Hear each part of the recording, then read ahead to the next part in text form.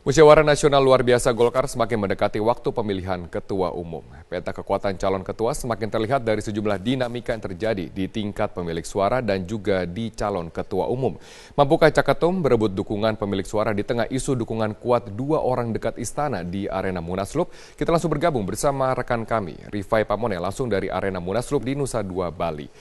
Rifai, sudah sejauh mana proses maupun juga progres dari persidangan hari ini dan seperti apa peta kekuatan dari masing-masing calon? Pertanyaan yang begitu banyak, namun nanti kita akan bahas satu persatu. Saya mulai dulu dari dinamika Musyawarah Nasional Luar Biasa 2016 Partai Golkar di Bali Nusa Dua Convention Center ini tidak hanya terjadi sekedar di dalam ruang sidang pleno atau di ruang utama, karena kita ketahui pleno keempat dilanjutkan pleno kelima dari laporan pertanggungjawaban ditanggapi, lalu kemudian juga pandangan-pandangan umum ini memberikan pernyataan-pernyataan yang cukup menarik untuk disimak. Lalu kita juga melihat di luar sidang pleno peristiwa-peristiwa yang bisa dikatakan sebagai sebuah bentuk gesekan-gesekan dari dinamika Musyawarah Nasional Luar Biasa yang juga dianggap sebagai salah satu bentuk provokatif sempat terjadi, meski dari sisi pengamanan secara internal maupun kepolisian daerah Bali atau Polda Bali bisa menetralisir keadaan tersebut, dan saat ini bisa kita katakan kondisi dari Musyawarah Nasional Luar Biasa 2016 Partai Golkar berjalan lancar. Kita kembali dulu ke sidang pleno. Di dalam tadi pada saat menyampaikan pandangan umumnya ada sekitar 15 DPD yang kemudian menyatakan langsung, selain menerima LPJ dari Ketua Umum Abu Rizal Bakri, juga menyatakan siapa bakal calon ketua umum yang didukungnya secara pasti. Namun ada 19 sisanya yang kemudian belum menyatakan tentang siapa bakal calon ketua umum yang didukungnya. Yang menarik adalah kalau kita melihat tentang DPD yang sudah menyatakan dukungan kepada salah satu bakal calon ketua umum, belum berarti DPD 1 menyatakan dukungan, tetapi DPD 2-nya otomatis mengikuti hal yang sama. Kita masih akan menunggu dinamika tersebut, karena sekali lagi mekanisme voting nanti apabila sudah disahkan, karena nanti masih ada tatipnya, disahkan tertutup, maka akan sangat menarik untuk melihat siapa dari 8 bakal calon ketua umum yang lolos ke tahap selanjutnya lalu mengikuti voting atau pemungutan suara. Untuk mengetahui hal tersebut, saya telah bersama dengan analis politik Hanta Yuda, dan saat ini saya hadirkan di tengah kesibukannya Ketua DPP Partai Golkar Ahmad Doli Kurnia. Terima kasih banyak telah hadir bersama kami. Bapak-bapak, saya ke Bang Doli dulu. Ya. Bang Doli, Anda tadi saya lihat sibuk sekali. Sidang Komisi A, Komisi B, Komisi C Anda masuki semua. Apa yang terjadi di sana? Nah, sebenarnya saya ikut di Komisi A aja ya. Tetapi karena menarik melihat semuanya ya? Ya, semuanya menarik karena ada beberapa poin yang dibahas di Pramunas itu ternyata muncul di pandangan-pandangan umum. Ya, misalnya salah satunya tadi bicara tentang bagaimana Golkar menyikapi soal isu PKI. Terus misalnya ada usulan bagaimana memperjuangkan Pak Haim Suarto sebagai pahlawan nasional. Nah, juga berkembang soal perubahan struktur yang terjadi di dalam. Nah, ini menarik ini, sudah melihat perubahan struktur. Kemarin Dewan Pembina mungkin itu yang dimaksud. Ya, jadi ada dua ya, karena pertama ada penambahan badan baru atau dewan baru, ada 3. Ya. Ada Dewan Pembina, Dewan Kehormatan, dan Dewan Pakar.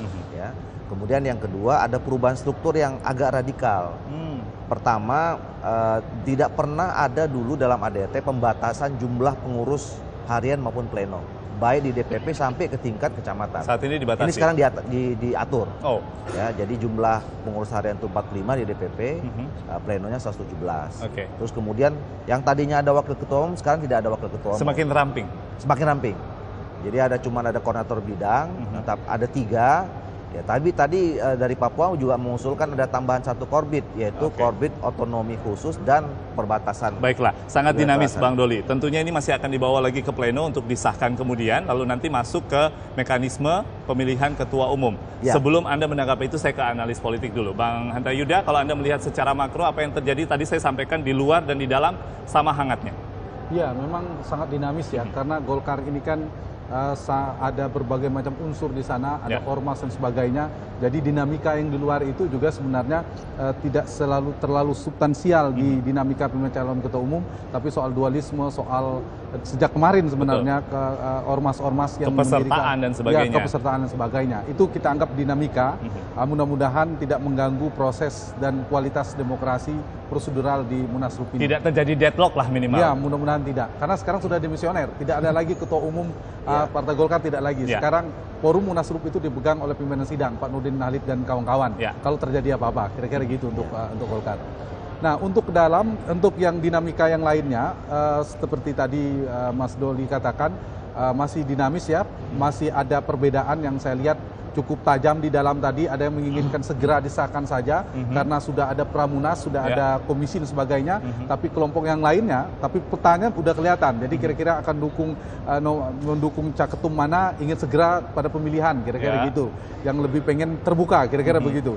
Kemudian ada kubu besar juga dari berbagai macam yang banyak itu calon ketua umum yang lainnya.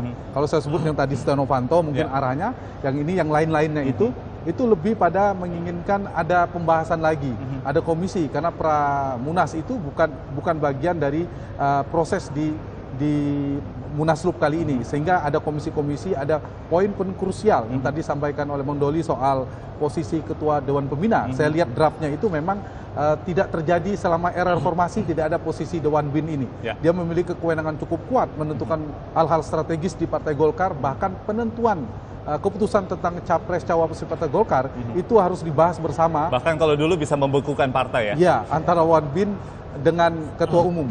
Jadi kalau itu terjadi, maka akan ada secara struktur kekuasaan di Golkar akan ada dua orang yang kuat nantinya, ketua Dewan Pembina dan ketua umum. Siapapun ketua umumnya, dia harus berkompromi, dia harus membahas tentang siapa calon presiden dan calon wakil presiden di Golkar. Itu satu hal. Dan mungkin soal semangat rekonsiliatif itu harus mengembangkan politik akomodatif.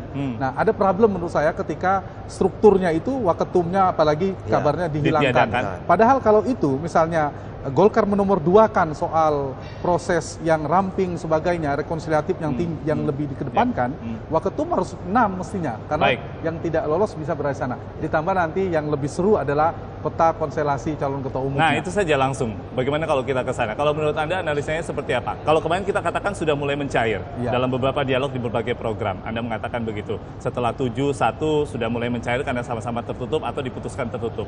Tapi sekarang seperti ada faksi-faksi lagi. Iya. Tergantung, karena ini akan celah paling krusialnya itu ada di mekanisme nantinya. Dugaan saya nanti di pleno ke-6 ini akan ada suara yang menginginkan terbuka tertutup. Meskipun di konstitusi partai di ART sudah ada harus dilakukan secara rahasia, secara tertutup. Petanya kalau kita baca dari tadi yang saya amati di dalam, itu 15 ya Bang Doli, itu secara terbuka mengatakan dukungannya kepada Setia Novanto. Itu DPD 1. Jadi DPD 1 itu bobot suaranya sama dengan DPD 2. Yang kedua, yang mengatakan ke Ade Komarudin kalau tidak salah cuma satu. Sisanya ya netral. Saya sebut tadi 19 terbuka, ya, masih 19 netral. sisanya. Dari peta ini, apakah pengaruh DPD 1 ini akan besar atau kecil? Dia akan besar pengaruhnya apabila dia secara terbuka. Karena DPD 1 memiliki daya mobilisasi suara yang sangat kuat terhadap DPD 2. Apalagi tadi saya lihat NTT itu mengajak naik ke mimbar semuanya. Tetapi belum tentu dengan 33 provinsi yang lainnya. Belum tentu 33 provinsi. Tapi Bang kalau Hanta, tertutup, dia menjadi cair. Menjadi cair. Bang Hanta, semuanya ikut DPD 1. kita langsung saja pada isunya, karena itu akan terkait dengan isu-isu yang lain. Ada money politik, kemudian juga ada intervensi dari luar, dari eksternal begitu. Saya minta tanggapan Bang Doli dulu. Nah, itu yang saya dari awal tidak setuju. Ya. Kita kan menginginkan bahwa Munaslup kali ini Munaslup yang berbeda dengan Munaslup sebelumnya. Nah, yang membuat beda itu adalah ada dua hal. Bagaimana proses pemilihan ketua umum itu betul-betul preferensi dari si pemegang suara ini, bagaimana dia melihat performa si calon-calon ketua umum. Bukan karena politik uang dan juga bukan karena intimidasi kekuasaan. Nah, dalam waktu seminggu 2 minggu ini kan isu ini kencang sekali. Kalau saya sebut intervensi ini lebih sangar ya istilahnya.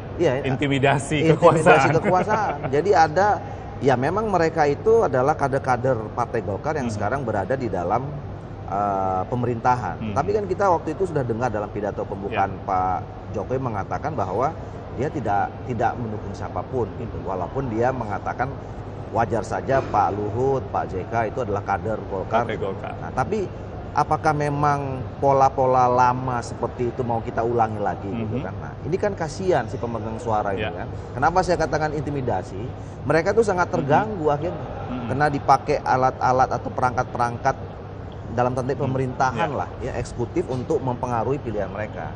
Nah, saya kira kalau misalnya nanti saya juga termasuk yang mendorong supaya pemilihan itu tertutup. ya. Karena itu juga akan menjamin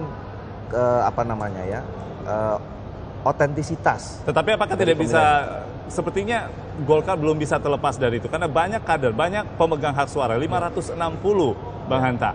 Jadi banyak publik yang masih belum bisa percaya bahwa akan terlepas dari isu money politik, lalu menawarkan. Dan saya ngikutin Kasakusuk itu bukan isu saja sebenarnya, hampir sudah terjadi mungkin.